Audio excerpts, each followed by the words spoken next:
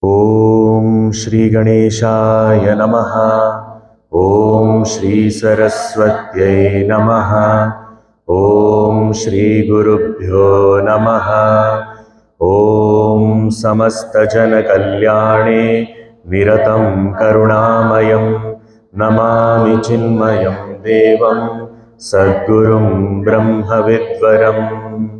Om Mukam Karoti Vachalam Pangum Langhayate Girim Yat Kripatamaham Vande Paramananda Madhavam.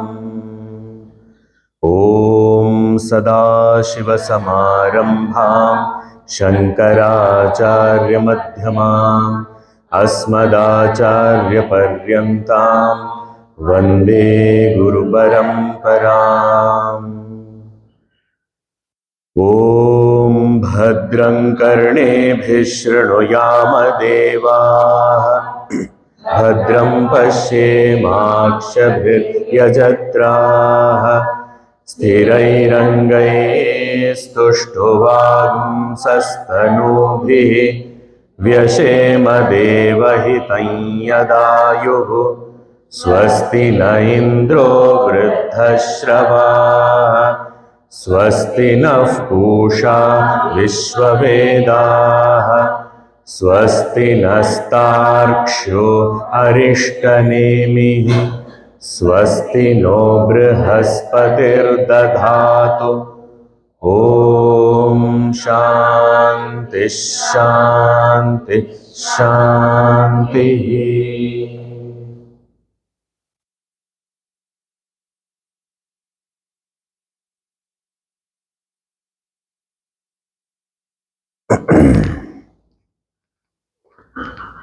The first Mundaka, section 2, we shall chant verses, the mantras 12th and 13th.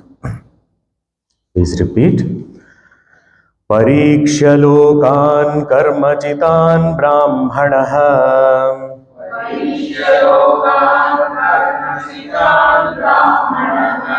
Nirvedamayan nastya kritah kritena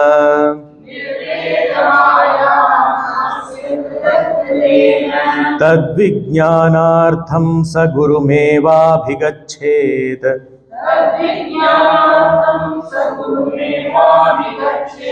Samitpanihi shrotriyam brahmanishtham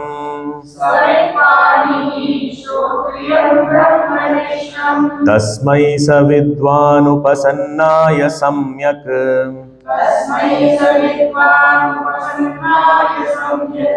Prashanta chittaya shamanvitaya Yenaksharam purusham veda satyam Provachatam tattvato brahma vidyam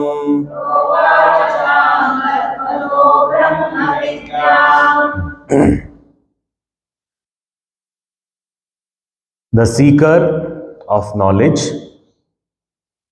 having lived a life as guided by the scriptures, performing different types of rituals that are applicable to oneself as per their stage of life, as per their position in life, and having seen the limitations of these results, one starts gaining dispassion towards these. What kind of dispassion is it? That how much ever I may try to achieve through action, everything achievable through action can only be limited, because the action itself is limited, the action is dependent on a doer who is also limited, and therefore the result of the action also will be limited.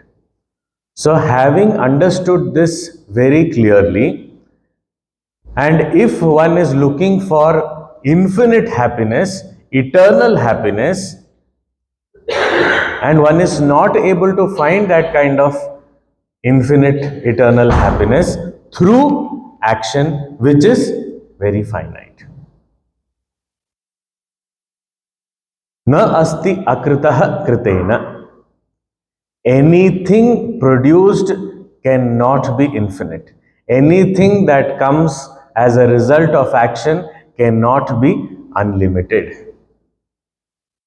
And when one gains this clarity, the dispassion, vairagya, nirvedam, here it is said, it automatically comes. That what I am looking for is eternal happiness, and how much ever I may try through karma, that eternal happiness can never be attained. This conviction brings about this strong dispassion. This does not mean the person will not act. This does not mean the person will not follow any instruction of the scripture. He may still keep acting, but with the awareness that this is not going to give me what I really aspire for. Because what I really want is not a product of my karma. I may still perform karma, but I know very well it is not going to give me what I really want. Nasti akritah kritena. So then the question comes, then what is it because of which I can get the infinite? So the point is, if there is something called infinite, then I will get. Is it there? Now first question is that, is it there? And I say, no, it is there. Why? Because there are so many people who have got it. How do you know they have got it?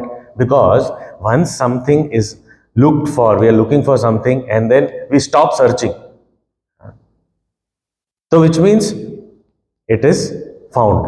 Otherwise, the search will continue, and there are so many people who have stopped looking for it. Now, yes, there is another category also, which is we are lazy, we are tired, we are exhausted, we say, no, enough now, searching, I don't want. Grapes are sour. It's okay, it will never be found. That category is also there. But those people will never be fulfilled. Those people will not stop searching out of fulfillment. There will still be that craving that, oh, I did not get it, I did not get it. So it is found. Secondly, if that eternal happiness was not there, even glimpses of that happiness cannot be found. So it is our own experience that some glimpses are available. So which means there is something, there is a big repository of happiness. We are finding little glimpses once in a while. As intervals between sorrow, there is little bit of, we are finding. Gurudev used to say, our heart beats like that. Dukku, dukku, dukku, dukku, dukku, dukku, dukku, dukku, sukh, dukku, dukku, dukku, dukku, dukku, sukh, dukku, dukku, dukku, dukku. So the little bit of interval between, so that is what, that much only we know. But even if that much is experienced once in a while, which means there has to be some place where it is available infinitely. So that infinite happiness is there. People have found it. I am not able to find it. So how to find it? I understand karma will not lead me there. In spite of the fact that I am performing karmas, but the understanding is it is not going to give me what I really want. So what do I do? Where should I go? I want to know that which will give me the eternal happiness. And this exactly is what the Shishya asked in the very beginning of the Upanishads. Tasminnu bhago vijñāte sarvamidam vijñātam bhavati.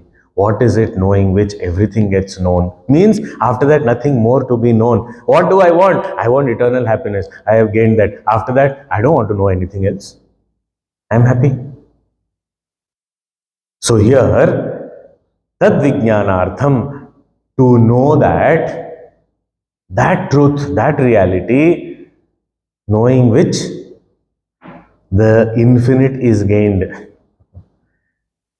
And knowing which means what? Knowing oneself.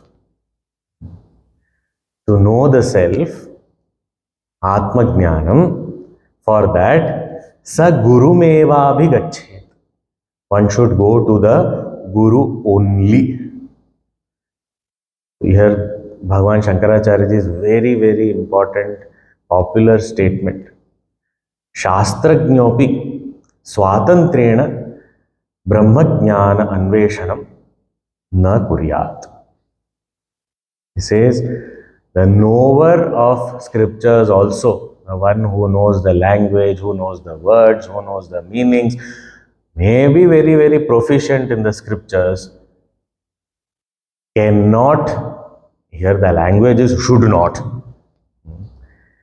That one should not inquire on the self by oneself independently. Means without a guide, it is not going to be possible.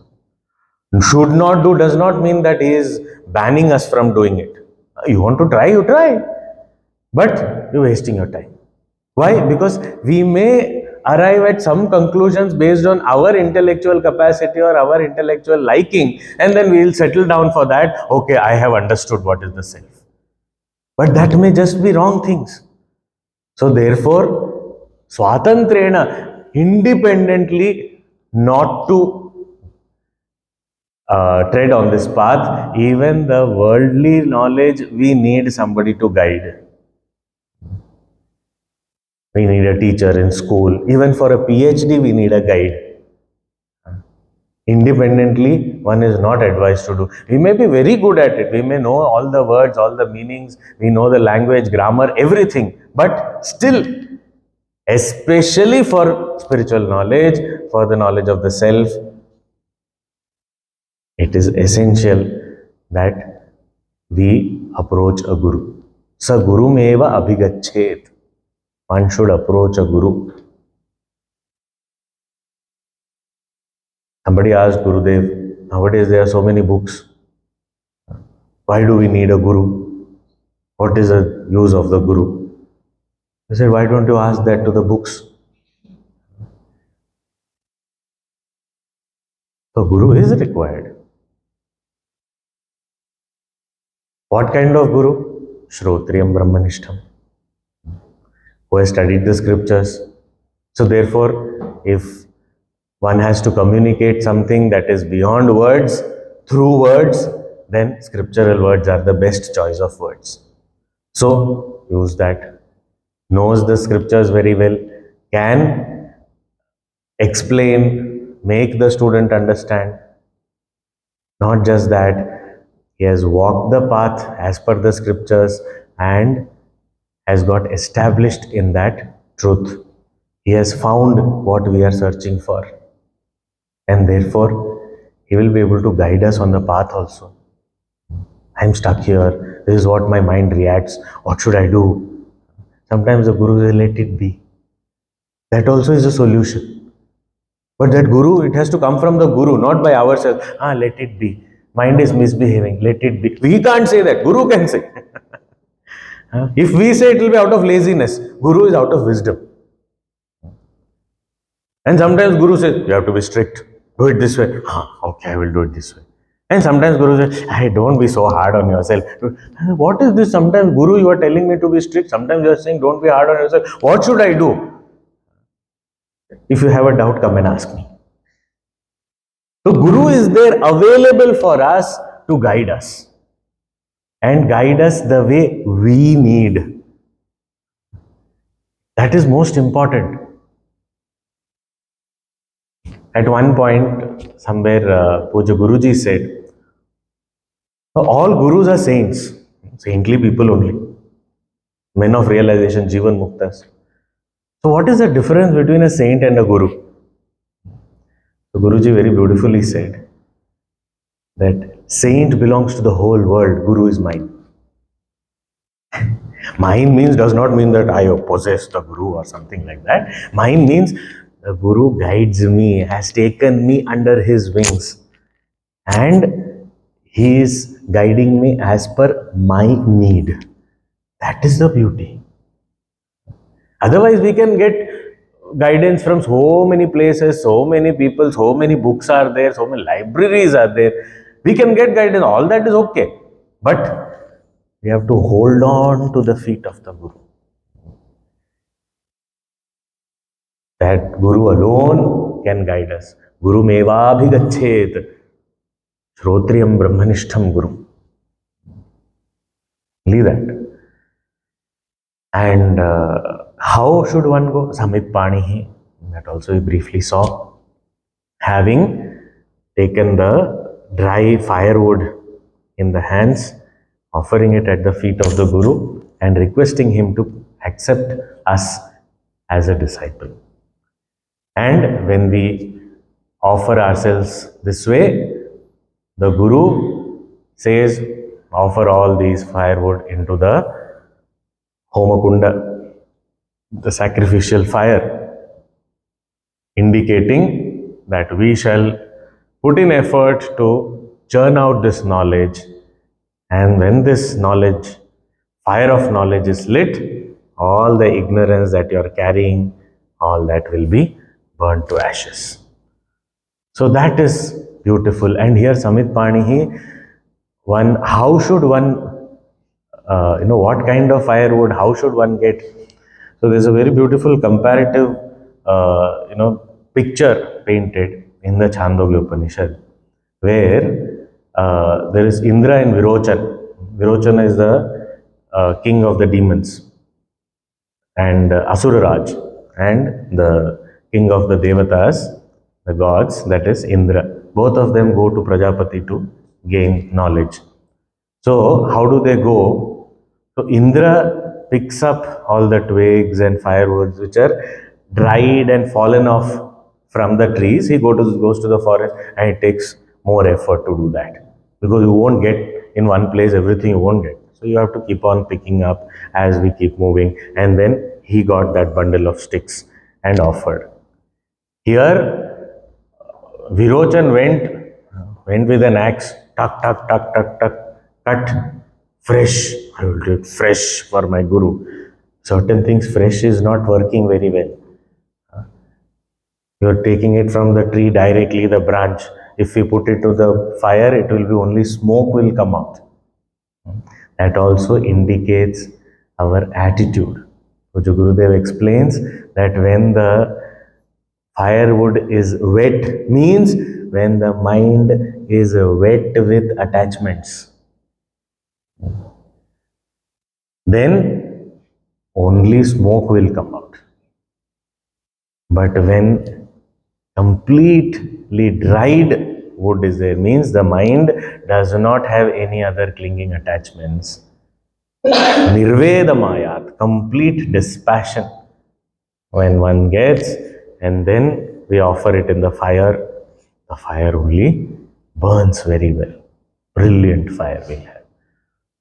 So this dried sticks, that also indicates the readiness of the Shishya to surrender to the Guru and has no other attachments. So Guru says, now stay here, serve me, don't do anything, do all seva, do Goshala seva, do this seva, do that seva. Yes, ready. No attachment.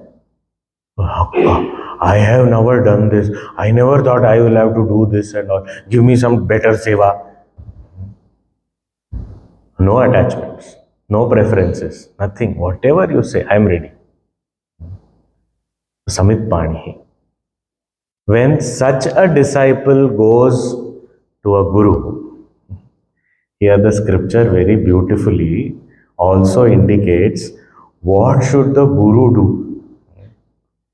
Now here the language is what should the guru do, but we have to understand it is not, we cannot say that guru should do this as disciples. Here the scripture is saying, what would a great guru, who is a Shrotriya Brahmanishta guru, what would that guru do? So it is again, it is not his qualification, it is his greatness that is being indicated. So here very beautifully the 13th mantra that is just read, he says, Tasmai Shishyaya, to that Shishya who has approached the guru thus, Upasannaya, one who has approached, Upasannaya Samyak, in the correct manner the Shishya has approached. And how is he, what is the state of his mind? Prashanta Chittaya. He is very peaceful. His mind is pure and calm. Prashanta Chittaya. Shamanvitaya. And all his senses are also under the control. So there is no indiscipline in terms of mind, nor at the level of senses. So Prashanta Chittaya, Shamanvitaya, mind is peaceful, senses are peaceful, totally under control. And in that way, he has approached in the right way as per the scriptural injunction. He has approached the Guru. To such a qualified disciple who has approached in the right manner, Sa Vidwan Provacha. That Vidwan, that knowledgeable Guru should advise, should instruct. What should he advise? What should he instruct? Yena aksharam purusham veda satyam. That knowledge should be given to the Shishya, due to which that imperishable, immortal Satyam, reality, which is Purusha. Because when we constantly use the word Satyam, Satyam or Brahman, Brahman, so we often say that there is a Brahman and it is immortal and it is Akshara, okay, understood, and that is what I have to gain. So it always becomes a third person thinking. Purusham word, what does Purusha mean? Purusha means, one meaning is Purnatvat Purusha, means that which is complete, infinite and complete. But there is another meaning also, Purishayanadva. So that which is the indweller of all beings. So which means, what is Purusha? I. Purusha does not mean Purusha and Stri and all. It does not mean man and woman. Purusha means the one who is the indweller of all beings. That supreme consciousness, which is enlivening every living being. That Purusha, that which is the supreme reality, Satyam, that which is immortal, imperishable, Aksharam, the knowledge through which this can be known, Tamprovacha, that should be taught to the disciple who has thus approached. How it should be taught? Tattvataha, in essence, deeply, directly. Tattvataha, in essence. And what is that knowledge? Brahma Vidya. That is Brahma Vidya. And what is this Brahma Vidya? The very beginning of this Upanishad said, Brahma Vidya Sarva Vidya Pratishtha. That is the very foundation of all knowledge. When we say foundation, means all knowledge finally will lead to this only. And this is what we need, and having known which, nothing else needs to be known. So what is it, Brahma Vidya? The Shishya asked, what is it, knowing which everything is known? That is Brahma Vidya. It is the foundation of everything. Means all the apara vidya that we talked about, the entire creation and the different lokas and the different karmas, and based on whatever karma we perform, we attain those lokas, stay there for some time, come back. All types of Vedic rituals, all types of social, all these rituals, all these things. Finally, all these things lead to where? Pariksha lokan karmachitan brahmana nirvedamayan nastya kritakritin. All these things finally should lead to dispassion towards all these things, vairagya, and should lead to knowledge, should lead us to the Guru to gain this highest knowledge. So that is why it is called the foundation of everything. I may know a lot of things, but the very foundation, if it is not known, then what is the point? So that is why that Brahma Vidya, which is the foundation of all knowledge, knowing which everything gets known, the destination of all other branches of knowledge, that knowledge should be imparted to the student who is well qualified and has approached the teacher in the right manner. So this knowledge is to be imparted and the Guru does it. It is not that it is instruction. It is a great Guru always does it. Now these two mantras, the 12th and the 13th, very beautifully sum up the very, very important topics of Vedanta. Vedanta has various topics.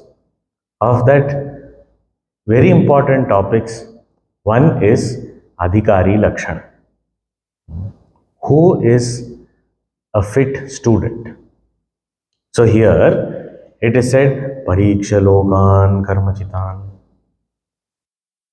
One who is observant and evaluating every experience of his.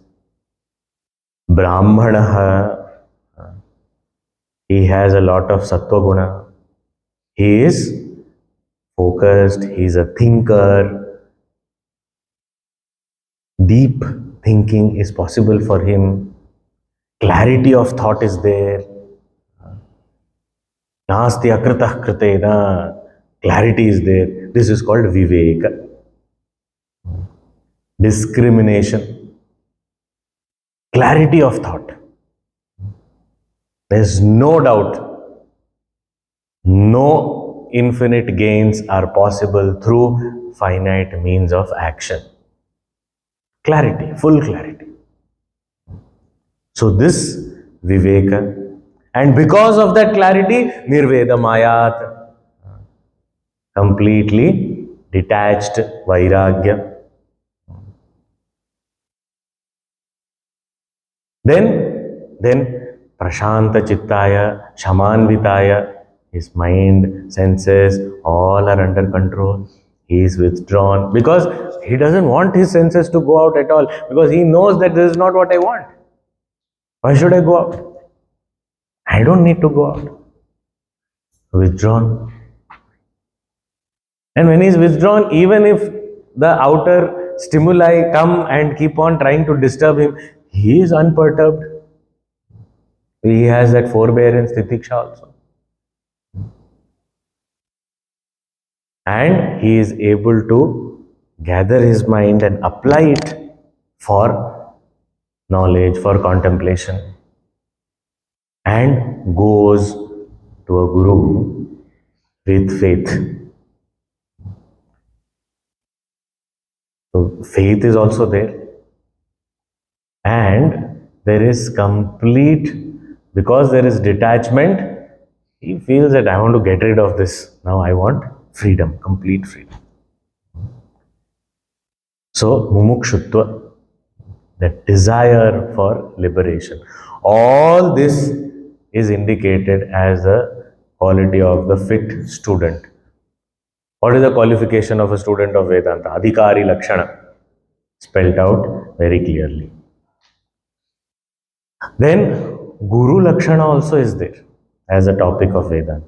So that is also given here. Briefly, Shrotriyam Brahmanishtam. But also, when somebody approaches properly, then ready to share that knowledge and everything related to that knowledge. Giving that knowledge through which the supreme reality is attained. So it is not word and word meaning knowledge that is talked about. Because word and word meaning knowledge already said it is aparavidya. Paravidya is yena tadaksharam adhigamyate. And that aksharam, yena aksharam purusham veda satyam. That. So he is able to impart that knowledge through which the student is liberated. And only a liberated one can liberate somebody else. So this Guru Lakshana is also there. And the third topic of Vedanta is Guru Upasadana. Approaching a Guru. How to approach a Guru. And that also is very beautifully given here, indicated by Samit Panihi and also Upasannaya Samyak. These words indicate very clearly the attitude of the Shishya, the student, in order to gain that supreme knowledge. So, having approached the Guru, and the Guru also accepts the disciple, and here it is just said that the Guru instructs the disciple, initiates the disciple into knowledge, and that knowledge through which the infinite is known and nothing else remains to be known. But this duration may not be as it is indicated here. It may not be that, okay, the Shishya has come, the Guru is sitting there, Guru says, oh, very good, you have come, this is your knowledge, go. No. Sometimes, and when we read other Upanishads, we understand that sometimes the Guru says that you stay here. Stay here for some time. Somewhere he has said, stay here for 1 year. Oh, 1 year, and do what? Do your sadhana, do some seva. Oh, acha. With tapas, shraddha, brahmacharya, all these you practice and do some seva in the ashram and stay here for 1 year. Oh, and after 1 year you will give me my answers. After 1 year, you ask your questions. If I know, I will answer. What risk is there involved in this? 1 year we stay there and give free seva. Okay, food is taken care of, lodging is taken care of, that is okay, but 1 year we are just doing seva and then at the end he says, no, I don't know any answer, go now. Then, what should we do? But that is where the Shishyas also have Shraddha. He says that this Guru only will be able to liberate me. He will only give me all answers. That kind of complete surrender and faith.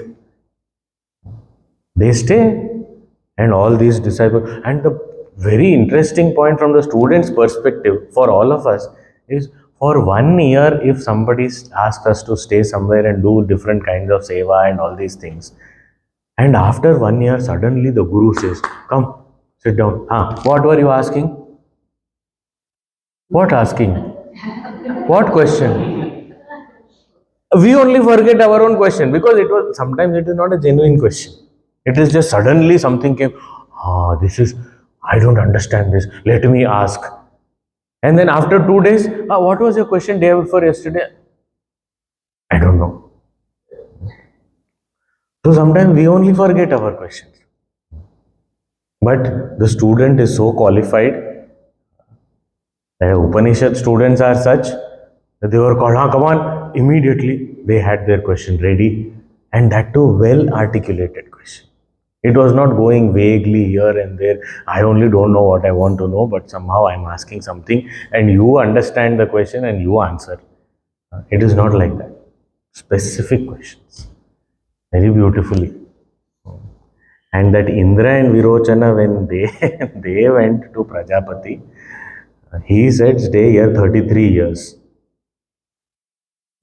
Then I will call you. Then you can ask me, what is it? After that, he gives answer. Then both of them return. Virochan is very happy. He has understood what his body is the self. Body is Atma. So, eat, drink, be merry. Over. He is done. Indra halfway going, he thinks, how can this body be Atma? I think I have not understood it correctly. Comes back. Then again, more instruction is given. Again he goes. Again returns after some time. Like that 3-4 times. Each time 33 years. And the last time I think some little fewer years is there. So total about 108 years or something is there. Total he goes and comes. Yeah, for Indra it is possible, but even proportionately if we look at our lives and say if indefinite period we are asked by the Guru, we will see by chance, we will study. I don't have so much of time. Can you tell me in 10 minutes? Gurudev, somebody asked Gurudev also. 10 minutes, 2 minutes. I have to just catch a train. Tell me quickly. My train is going. The Gurudev has explained in all these time units.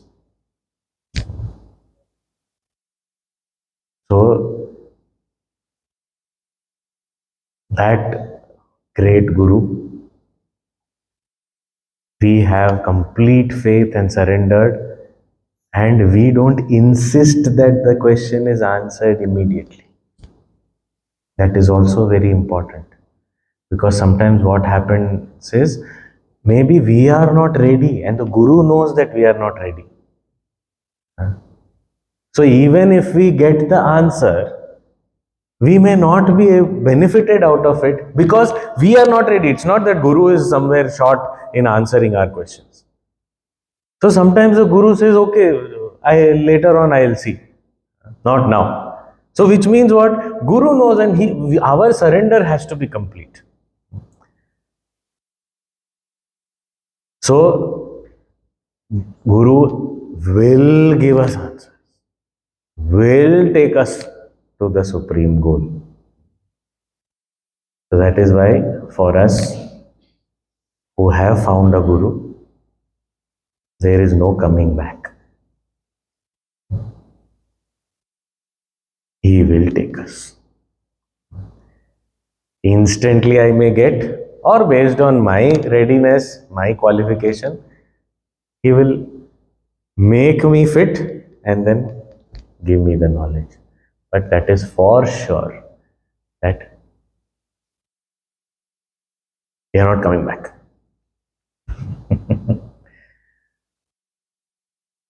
Gurudev has said, somebody asked, have you achieved this?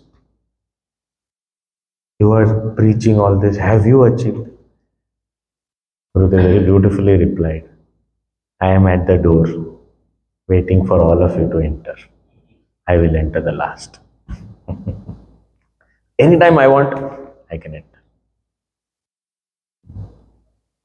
So enter means he is ever established. Such Mahan Guru we have already got. So we don't have to worry. We don't have to worry doesn't mean that we sleep now and say, Guru, you do your work, I will sleep. No. We have to take responsibility. We have to put in our efforts. But we are assured that His grace is there. So with this 13th mantra of the second section of the first Mundaka, this Mundaka, this chapter comes to an end. Now, the second chapter or second Mundaka begins, and this also has, as we discussed, two parts, section 1, section 2. So now this second Mundaka now starts with the second type of knowledge. It was said in the very beginning, Dve Vidye Veditavye. Two types of knowledge are there to be known. One is the lower, one is the higher, Apara and Paravidya. And Apara Vidya, all these Rig Veda, Yajurveda, etc., all the Vedic texts and the Vedangas, etc. And Paravidya is Yayatadaksharam Adhigamyate. Now, what are these Vedic texts and all the actions and all? So how the creation came about, what are the different lokas, what are the different jivas, what are the different karmas and how karma phalas, and as the karma phala you go to a loka, then come back to the same place and then again start working, keep doing the actions and keep going on and on. So this is aparavidya. This is also knowledge. This is also needed to purify our mind, not just for indulging in pleasures as a result of the actions, but through these actions we exhaust our vasanas and purify our mind. For that, this knowledge is required. Even if we have desire, it is better to follow the scriptures to fulfill the desire rather than fulfilling it in our own way. So that way, following the guidance of the scriptures, purifying our mind, we get prepared for Paravidya. What is that preparation? Pariksha Lokan Karmachitan Brahmanam. So this is the qualification. When one student is ripe and ready for the higher knowledge, the Guru imparts. So that's why Tasmai Provacha. So that Vidwan Guru, he explains, imparts this knowledge that Brahma Vidyam Provacha. That Brahma Vidya is imparted. Now what is that? That is what is beginning with the next Mundaka, the second Mundaka, the first section. We will read the mantra. Tadetat satyam yatha sudiptat pavakad visphulingaha pavakad visphulingaha sahasrashah prabhavante sarupaha तथाक्षराद् विविधाः सौम्य भावाः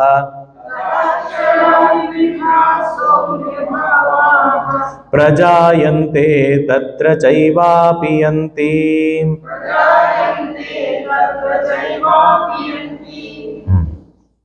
तत् एतत् सत्यम. That is the truth. Or this is that truth. Which truth?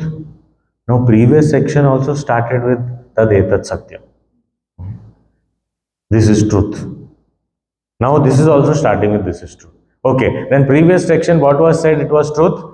All the karma that has been indicated in the scriptures and the results promised, all that is real. It has a cause and effect relationship, and therefore it was said, therefore acharatha, please nicely follow that, perform those karmas. Oh, so that is satyam. Yes. And here tadetat satyam, this also is satyam. So what is this saying? What is this satyam? Is it the same thing that is repeated here?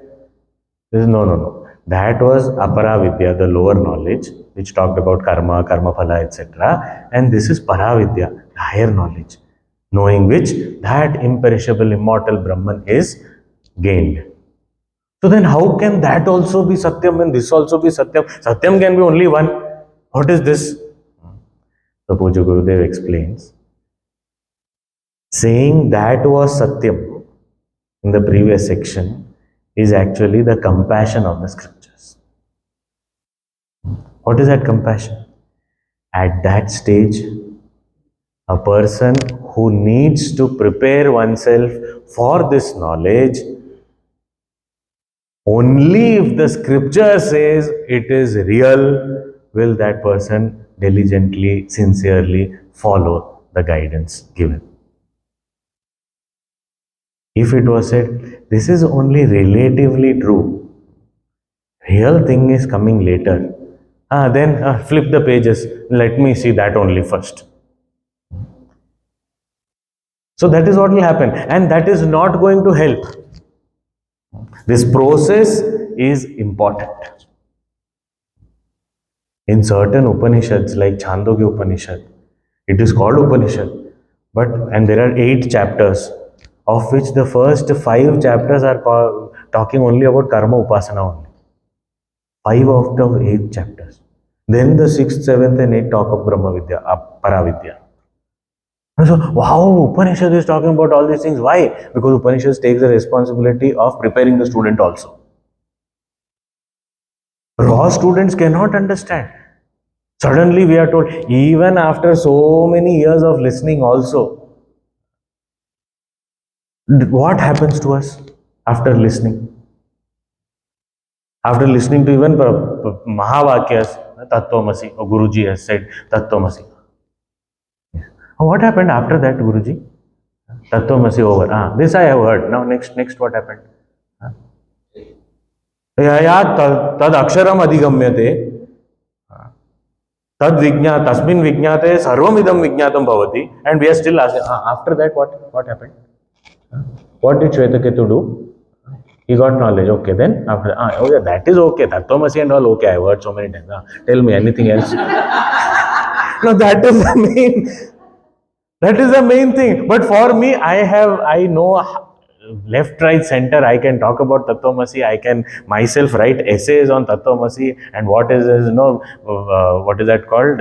Bhagatyaga Lakshana, Jahal Lakshana, Ajahal Lakshana, Jahada Jahal Lakshana. All these things I can analyze the whole Tattvamasi Mahavakya and write a thesis on it. All that is possible.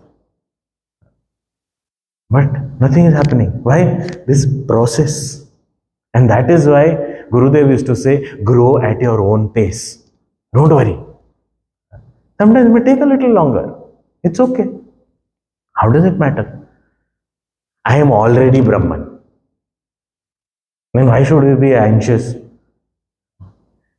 It is just that veil has to go. That's all. So this my being Brahman is not going to be challenged, not going to be taken away from me. It is going to remain. So the urgency is to prepare ourselves. The process and the time consumed is to prepare ourselves. Knowledge happens just like that. So here the previous section started with Tadetat Satyam about karma and karma phala and all these things, only for helping the seekers to follow this path of karma yoga, to perform all these actions, even if there are some desires, fulfill them, finish them off. Purify your mind, but don't get indulging, don't get completely drowned in those things. Beware, because whatever pleasures we may get as a result of our actions, they'll be limited. We have to come back. So observe these things. Pariksha. This observation is very important. When we keep observing, that is when every event of our life, we keep observing and remembering what all happened to me. We again and again go and jump into the same types of sorrows, make similar types of mistakes because our memory is too short. Somehow pleasure memory is stronger. I got so much pleasure, I want more of it. But the suffering that I had to go through, that somehow we don't remember. In a way, it is a blessing, no doubt. In a way, forgetting sufferings is a blessing. But if we don't have any memory of it. If we don't remember what mistakes I did and how much I suffered, I will repeat the mistakes. So this pariksha, so that is also real. The scripture says, yes, it is real. The cause and effect relationship cannot be denied. If we do this action, this result will be obtained. It cannot be denied. So perform all these actions. But when you perform, also be aware, alert, observe what is happening. I am putting in so much of effort, and what am I getting as a result? Something so limited. And this is not even what I want. What I want is infinite happiness, and I am not getting even a wee bit of it. So, tadetat satyam. It started with satyam. It was important. And now comes the real satyam. Absolute reality. That was, yes, relatively we can say that it was right. That is the compassion of the Shruti to help us follow this process given by the scriptures. And that is why, we must have watched this On a Quest movie and all, read, of course, before that we would have read and all, that Swami Shivanji Maharaj, Puja Gurudev, when he went as a skeptic. But after that, when he was completely impressed, floored by Swami Shivanji Maharaj, he went and very enthusiastically, I want to take sannyas. So Shivanji Maharaj said, wait for some more time. Then we'll see. This is what is Tadetat Satyam here. Wait. Do all these things. Wait for some time. Because this process is necessary. That is what in other Upanishad is, stay here, serve, do your sadhana. Wait, I will call you sometime. That time we can discuss. So that waiting period and also our own preparatory efforts, all that are required, only then we are ready for this. Okay, so now what does this mantra say? It says, this is the truth. What is the truth? Here, Shankaracharya very beautifully introduces, says that, the apara vidya and all, it is something that we can verify, we can, it is something tangible, it is something grosser. I can easily know it and can be described through words. But how to describe that akshara, that supreme reality, through words which cannot be touched by words, which cannot be described by words? How can I describe that? So here he is saying that here an example is given. What is the example? Yatha sudiptat pavakat. Pavakat means fire. Sudipta, very well lit fire. This is talking again of karma. In the previous section also it was there. Well lit fire. In the well lit fire, I know this. Well lit fire, you put ahuti. That only, you're saying no. So here the example given is of this well lit fire, a conflagration. From that 7 types of flames are coming, a Kali, Karali, Chamanoja. Are you talking about that? No. You're not talking about that. So what do you want to say?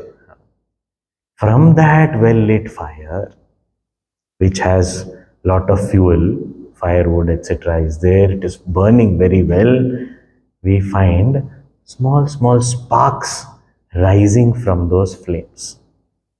Small tiny sparks. They are rising. From the fire only. It is all coming out. Visphulingaha. Visphulingaha, sparks. They are rising out. And how many sparks are there? Sahasrashah, thousands of them are there. Yeah, we have seen, so beautiful, we have seen that. Prabhavante rising. Oh, so beautiful. I feel like, I should go and catch them in my hand. So beautifully they're rising, tiny, tiny sparks from the fire. I want to just collect them in my hands. Please don't do that. Why? Sarupaha. Sarupaha means they are exactly like fire. Means they may be tiny, but they also have the capacity to burn down a forest. Because Sarupaha, that is also fire only. It is not something different from fire. It is not that there is fire and something else comes out which is cold to touch. Orange color, something, let me collect that. It will burn. As the fire is burning, same way the sparks also can burn. That is why whenever there is something inflammable, then we are very careful, because even a spark, so they say no smoking here, no lighting any incense. Somebody brought all crackers Diwali time, and these crackers also, God's grace only. Let me do arti of the crackers. And while doing arti, little bit slipped. So very careful. Why? One spark also can burn things down. So it is Sarupaha. Exactly the same fire is there in that spark. That spark is also that fire only. But it doesn't look like that. It is just like a dot. Yeah, it looks like a dot. It looks like powerless. But still, it is fire.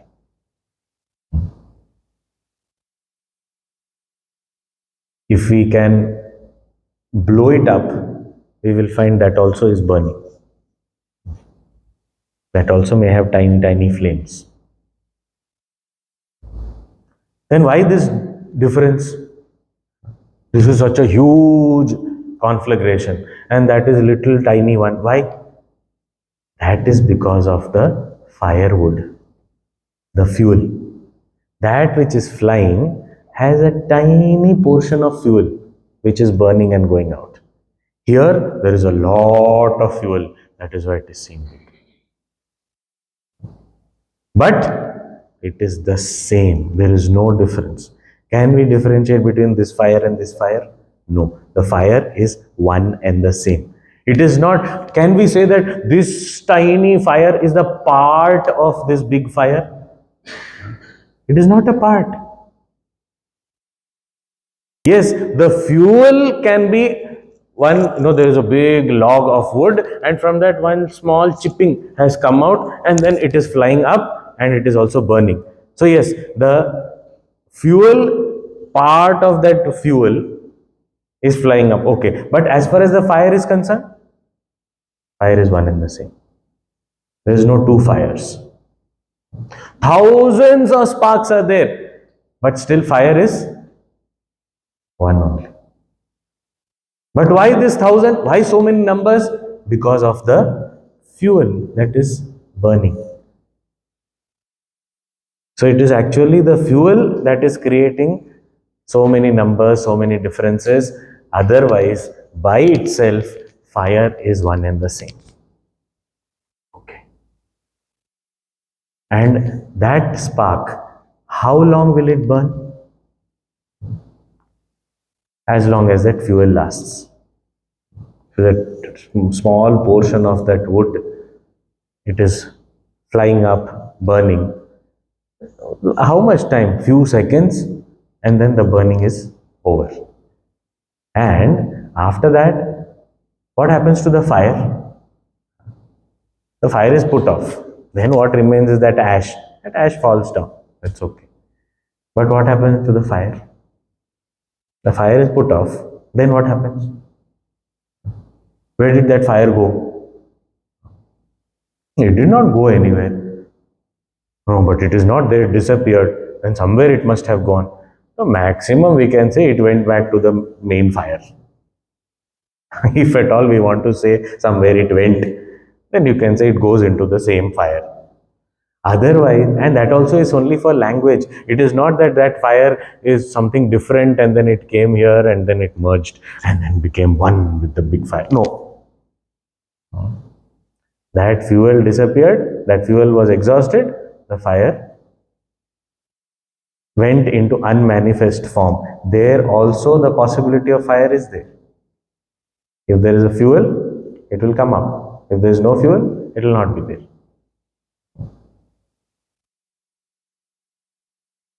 Is there fire here? This place? Potentially, yes. Potentially it is there. But if we strike a match here, we will see it. Because there is fuel for the fire to manifest. If that is not there, it is not seen. But fire is there. Similarly, wherever the spark is flying, the fire is already there. It is manifest because of that fuel particle. And when it is burned down, the fire again goes back to its unmanifest state, which is not visible to us. We are feeling warm because of what? It is fire element only. Without that, nothing can happen. So, this conflagration has thousands of sparks flying out and they are all sarupaha. They are the fire only. There is nothing different. It is nothing different from the fire. It is nothing different from the conflagration. It is one and the same. It's only that the fuel is less. Therefore, it seems to be smaller, tiny for a few seconds. That's all. Otherwise, it is the same fire, having the same powers, having the same qualities, everything. Now, if we understand this example, the principle is simple. It says, from that one Brahman, similar to the conflagration, all these jivas have appeared, sarupaha. And afterwards, return back to Brahman. Now we can think about this example and the principle, and we shall continue tomorrow.